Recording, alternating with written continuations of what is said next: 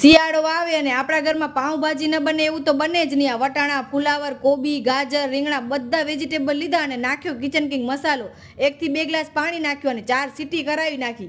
પછી આ ટમેટા, લીલી ડુંગળી, મરચા, લસણવાળી ચટણી. તમે બધા ગ્રેવી બનાવતા હશો, પણ હું ગ્રેવી નથી બનાવતી. આ જુઓ કેવું સરસ મજાની પાઉંભાજી જેવો શાક બનાવું છું આજે. પછી એકદમ સારી રીતે સોતે થઈ જાય, તેલ છૂટો પડે પછી નાખી દેવાના આપણા મસાલા. ધાણા જીરું પાવડર, હળદર પાવડર, લાલ મરચું પાવડર અને કિચન કિંગ મસાલો. પાઉંભાજીનો મસાલો છે જ નહીં તો કેમ બનાવો? પણ તમે એકવાર બનાવીને જોજો. જો યાદ ન કરો તો કહેજો, બાકી મને પાઉંભાજી નહીં પણ ભૂલી જશો. ખાલી ફરક એટલો કે આજે મસાલો નથી. આ બધા શાકભાજી નાખી દેવાના અંદર તાંસરામાં. પછી એને 10 મિનિટ માટે ધીમી આંચ ઉપર એને એકદમ સારી રીતે આને મેશ કરી લેવાનું.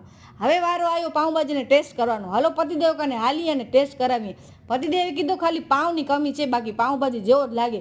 ગરમ મસાલા અમે ઓછા ખાઈએ છીએ એટલે કિચન કિંગ મસાલો વાપર્યો. જો કે એમાંય પણ હોય, પણ ટેસ્ટમાં હતો A1. પછી સાંજના આવું બધું હાલ્યું કાલે પાર્લરમાં. હાલો.